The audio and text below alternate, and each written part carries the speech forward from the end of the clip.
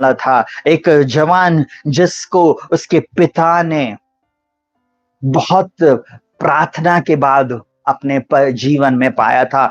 वो उस स्त्री का पुत्र था जिससे वो अत्यंत प्रेम करता था। बहुत ध्यान से सुनिएगा, ऐसा नहीं कि पिता उन बाकी बच्चों से प्रेम नहीं करता, परंतु उसके स्वभाव, उसका जीवन, उसका पवित्रता का जीवन, उसका सबमिशन, वो कहना चाहिए बेटा अपने पिता की अधीनता में रहता था, गलत बातों में मन नहीं लगाता था, अपने बड़े भाइयों के साथ गलत चीजों में, गलत संबंध में वो नहीं था। और सुनिएगा बहुत ध्यान से, पिता ने उसको रंग बिरंगा अंगरखा दिया, एक रंग बिरंगा कोट उसको दिया, और पिता ने उसको हमेशा अपने पास रखा। बहुत ध्यान से सुनिएगा, ये बात उसके भाइयों को बहुत बुरी लगती थी, ये बात उसके भाइयों को अच्छी नहीं लगती थी। मेरी बात बहुत ध्यान से सुनिएगा, दुष्ट लोगों को कभी भी कहना चाहिए, जो अच्छे लोग रहते हैं वो पसंद नहीं आते।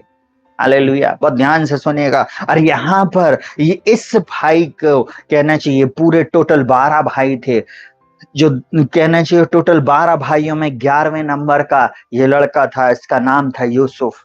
बस ध्यान से सुनिएगा।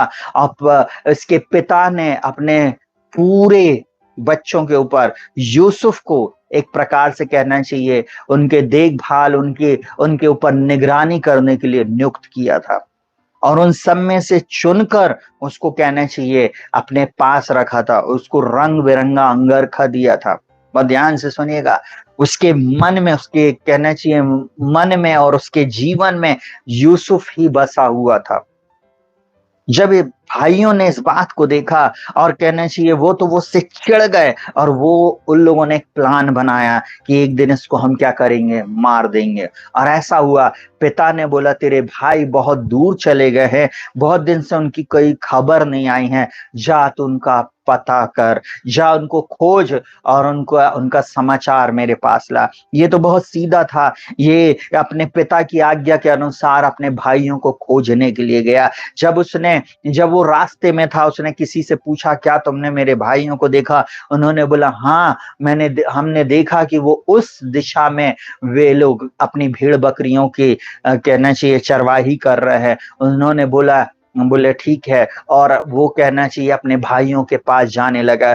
जब भाइयों ने उसे दूर से देखा आते हुए, उन्होंने उसके प्रति डहाक रखा, उसके प्रति उन लोग ईर्ष्या से भर गए, जलन से भर गए, और भाइयों ने युक्ति बनाई कि उसको हम क्या करेंगे, मार देंगे। बहुत ध्यान से सुनिएगा, वे भाई उसको मारने की युक्ति बना लिए, और उन्होंने बोला आज इसका खेल समाप्त। और उन लोग, देखिए शत्रु कहां पर हमारे चोट करता है, वो हमारे विजन पर, जो बात हम देखना चाहते हैं, जो भविष्य में हमारे लिए परमेश्वर ने रखा है, उसको किल करना चाहता है। और उन भाइयों ने क्या किया, बहुत ध्यान से अगर आप सुनेंगे तो आप इस बात को समझेंगे, ये रहस्य, ये प्रकाशन है।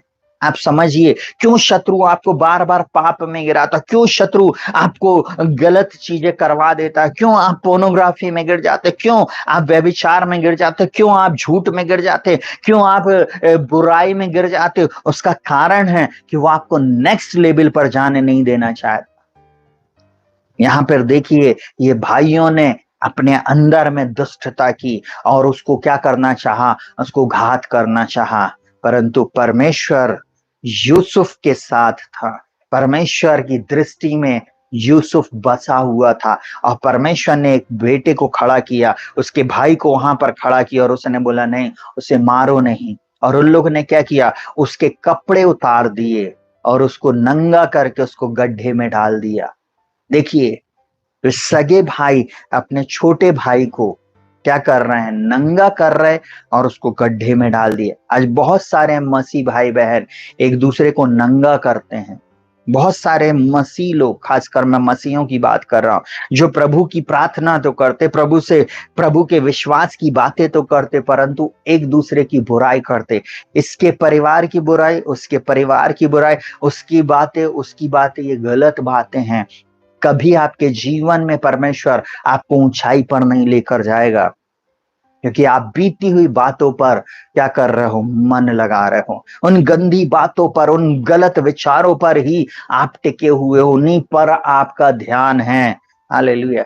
जैसे एक हिंदी की कहावत है, कौवे की नजर जो है वो गंदी चीजों पर रहती है। वैसे ही कुछ लोग जीवन में वे गंदी चीजों को ही टटोलते हैं, कभी अच्छी चीजें, कई साफ सुथरी चीजें उनको नहीं दिखती हैं। इसलिए अपने माइंड सेट को आपको क्लियर करना है, प्रभु के चरणों में आपको बैठना है, प्रभु से आज प्रार्थना करना, वो ध्यान से सुनेगा। अब उन लोगों ने उस बेटे को क्या किया, उस पिता के एक लौते पुत्र को जिससे वो अत्यंत प्रेम करता था, उस लोग ने क्या किया, उसको गड्ढे में डाल दिया। उसको गड्ढे में डाल दिया, उसके वस्त्र को उससे अलग कर दिया था। फिर उन लोगों ने देखा, थोड़ी देर के बाद इश्माइली लोग वहां से जा रहे थे, उन्होंने उठाया और उसको क्या कर दिया, इश्माइलियों के हाथ में बेच दिया। अब बहुत ध्यान से समझिएगा, जब उन लोग ने इश्माइलियों को, यूसुफ को बेच दिया, वे लोग बहुत खुश हो गए। अब यूसुफ की कहानी का दी एंड हो गया। और कुछ ने तो ऐसा बोला, उसके दर्शन का क्या हुआ, उसके दर्शन का क्या हुआ। समझ रहे हो आप जाके पढ़ लीजिएगा। आप उत्पत्ति के 34वें अध्याय से जब आप पढ़ेंगे आपको समझ में आएगा। शत्रु आपके दर्शन को किल करना चाहता है। और वो यहाँ पर उसने क्या किया, बहुत ध्यान से सुनना। यूसुफ फिर भी पुरानी बात को स्मरण नहीं कर रहा था। यूसुफ परमेश्वर के सामने दीन था, पवित्र था, शुद्ध मन का था, जबकि उसके बड़े भाइयों ने उसके साथ बुराई की। अगर आपके साथ भी लोग बुरा करते हैं, आप अपनी सच्चाई में अड़े और खड़े रहो। आपको किसी को बताने की जरूरत नहीं कि आप कितने सत्य हो। परमेश्वर उन बातों को सामने लेकर आ जाएगा। झूठे का मुंह काला ही होएगा, झूठे व्यक्तियों का, झूठे लोगों का मुंह काला ही होगा। और सत्य कभी भी नीचे नहीं जाता, सत्य हमेशा ऊपर रहता है, क्योंकि यीशु मसीह कहता मार्ग, सत्य, जीवन में ही। यूसुफ के लिए जो प्लान बनाया गया था उसकी हानि का था, परंतु परमेश्वर ने उसकी हानि को परमेश्वर ने लाभ में परिवर्तित कर दिया। परमेश्वर ने उसकी हानि को लाभ में परिवर्तित कर दिया। परमेश्वर ने उसकी हानि को प्रॉफिट में परिवर्तित कर दिया, लाभ में परिवर्तित कर दिया। और सुनिएगा बहुत ध्यान से, वो क्या सोचे, अब तो यूसुफ की कहानी एंड हो गई, परंतु यूसुफ पहुंचा मिस्र देश में, और एक ऐसे घर में जहां पर वो पोतीपर के घर में रहा, जो कहना चाहिए एक आर्मी का एक बड़ा ऑफिसर था, उसके घर में रहा। वहां भी उसके ऊपर एक एलिगेशन लगा, उसकी वाइफ ने उसके ऊपर एक एलिगेशन लगाया, वह विचार का, बलात्कार का उसके ऊपर एलिगेशन लगाया, और उसके बाद उसको जेल खाने में डाल दिया गया। कई वर्ष हो गए होंगे। उसके बाद परमेश्वर ने अपने वचन के अनुसार सुधि लिया, क्योंकि यहाँ लिखा, अब बीती हुई घटनाओं का स्मरण मत करो, ना प्राचीन काल की बातों पर मन लगाओ। देखो मैं एक नई बात करता हूँ, वह अभी प्रकट होगी, क्या तुम मुझसे अनजान रहोगे। मैं जंगल में एक मार्ग बनाऊंगा और निर्जल देश में नदियां बहाऊंगा। आपका जीवन हो सकता है जंगल का जीवन हो, जंगल का सफर हो, निर्जल हो, कहीं भी आपको पानी नहीं दिख रहा, कहीं भी आपके जीवन में वो आशीष की बरसात नहीं दिख रही, परंतु इस महीने मेरा परमेश्वर आपके जीवन में आशीषों की बहार लाने जा रहा है। बहुत ध्यान से सुनना, यूसुफ अपने भाइयों से बैर नहीं किया। यूसुफ बंदी गृह में रहा, अपने जीवित परमेश्वर की उसने आराधना, स्तुति, तारीफ, महिमा, प्रशंसा किया। वो कभी कुड़कुड़ाया नहीं, बुड़बड़ाया नहीं। उसने ये नहीं बोला, परमेश्वर पिता देखो मैं तो ऐसा नहीं था, क्यों मेरे भाइयों ने मेरे साथ ऐसा किया, मैंने तो हमेशा उनके लिए भलाई किया, मैंने तो सही बातें किया, परंतु उन्होंने क्यों ऐसा किया। आपको मालूम है, उसने कोई बात अपने मुंह से नहीं बोली, परंतु बस वो अपने आप को सच्चे परमेश्वर के हाथों में सौंप दिया। हालेलुया। और एक बात मैं बता रहा हूं, एक दिन आया, एक समय आया, फिरौन ने एक सपना देखा, और वो सपने का अर्थ बताने वाला कोई भी व्यक्ति उस देश में नहीं था। तब वे दो लोग जिन्होंने बंदी गृह में जो यूसुफ के साथ थे, जिनका सपना यूसुफ ने बताया था, उसमें से एक व्यक्ति तो मार दिया गया था और एक जीवित था जो राजा के पास पानी पिलाने का कार्य करता था। सुनिएगा बहुत ध्यान से, उसको कहना चाहिए यूसुफ की याद आई और उसने बोला, राजा तेरे स्वप्न का अर्थ कोई अगर बता सकता है तो वो एक इब्री व्यक्ति है, एक जवान है जो बंदी गृह में, जिसने मेरे सपने का अर्थ बताया, उसके कारण मैं आज यहाँ पर हूं। आपको मालूम है परमेश्वर ने यूसुफ के जीवन में एक कहना चाहिए एक बार में उसके लिए बंद द्वार खोल दिया। हो सकता है जंगल का सफर लग रहा था, उसको टोटल काल कोठरी अंधेरा लग रही थी। अब उसने बोला, प्रभु इतनी पवित्रता, इतनी शुद्धता आपकी मैं स्तुति आराधना कर रहा हूँ, मैंने अपने जीवन को किसी भी गलत कार्य में नहीं फंसाया, फिर भी मेरे साथ ऐसा क्यों हुआ? अब से तो मैं नहीं ऐसा करूंगा, अब मैं संसारिक लोगों के समान हो जाऊंगा। उसने ऐसा निर्णय नहीं लिया, परंतु वो फिर भी पवित्रता में चलता रहा और वही पवित्रता उसके लिए मार्ग खोल दी। आपको मालूम है वो पवित्रता के कारण यूसुफ सबसे पहले कहां पहुंचा? वो पहुंचाया गया राजा के सामने। वो राजा के सामने। आज आप लोगों को एक बात बोल रहा हूं, परमेश्वर आपके जीवन में एक नई बात करने जा रहा, नई बात। आप राजाओं के सामने पहुंचाए जाएंगे। अद्भुत रीति से परमेश्वर बंद द्वारों को खोल देगा। आप नहीं समझ सकते, जो आपके मस्तिष्क में जो बात नहीं चढ़ी है वो मेरा परमेश्वर आपके लिए करने जा रहा है। चिंता मत करिए, चिंता मत करिए। इस महीने मेरा परमेश्वर आपकी सोच, आपकी समझ, आपकी कल्पना से परे काम करने जा रहा। विश्वास से इस वचन को ग्रहण कर लीजिए, विश्वास से इस वचन को डिक्री एंड डिक्लेयर करना, इसको घोषणा करना और इस वचन को आदेश देना शुरू करे। बोलता, देखो मैं एक नई बात करता हूं, वह अभी प्रकट होगी।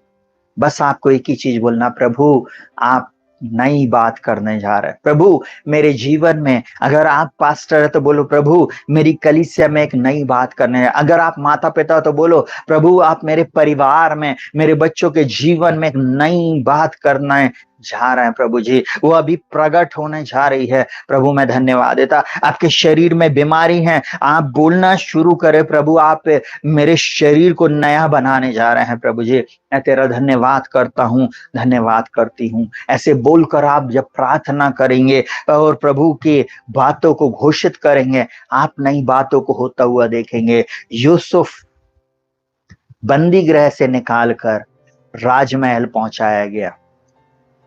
जब राजा के सामने लेकर आया गया उसे, तब वो बहुत सुंदर वस्त्र पहनाए गए। उसके बाल कटे हुए थे, उसको बहुत अच्छी वेशभूषा पहनाई गई, उसको बहुत अच्छे वस्त्र पहनाए गए। आप बहुत अच्छे कहने चाहिए सज संवर के वो राजा के सन्मुख पहुंचा। आपको मालूम है वही भाई जिन्होंने उसको नंगा किया था, वे नहीं जानते थे कि कुछ वर्ष बाद हमारा भाई, हमारा छोटा भाई एक दिन एक देश में बहुत सुंदर वस्त्र पहनकर उस देश का सेकंड व्यक्ति होएगा, उस देश का सेकंड प्रधान होएगा। राजा फिरौन के बाद अगर कोई दूसरा था तो वो था यूसुफ। हालेलुया, यूसुफ दूसरा था। हालेलुया, उस देश में वो इतना शक्तिशाली था। कई बार शत्रु आपको बताएगा कि आप बलहीन हैं, आप कुछ नहीं, आप बेकार हैं। मत उसकी बात पे ध्यान देना। जवानों उन बातों पे मत विचार करना। जब आपको लोग बोल रहे तू कुछ नहीं कर सकती, तू कभी कुछ नहीं करेगा, आप फोकस बनाए परमेश्वर के वचन पे, बिल्कुल मनन करते रहें। बोले प्रभु तू नई बातें करेगा, मैं तेरा धन्यवाद करता हूँ, तू नई बातें मेरे जीवन में करेगा। और आप देखेंगे, आज इस वचन को अपने जीवन में ले ले मेरे प्रिय भाई बहनों, आप देखेंगे वो परमेश्वर आपकी परिस्थितियों को बदलेगा इस वचन के